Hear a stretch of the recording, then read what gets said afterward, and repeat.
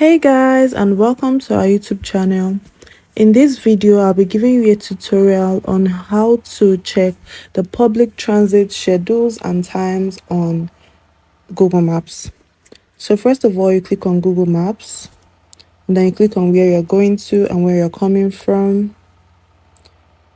Then you can see the time at which the bus would come when you click by bus.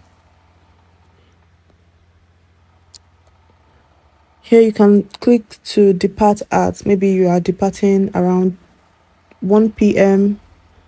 or let's say 1 p.m. Then click on done. Then you'll see which buses are active around that 1 p.m.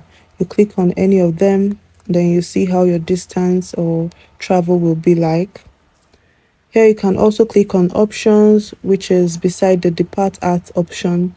You click on options, and then you can either choose by train or by bus.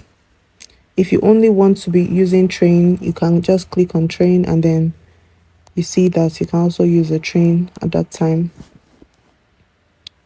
Click on options, train and bus or ferry. All of them are ticked.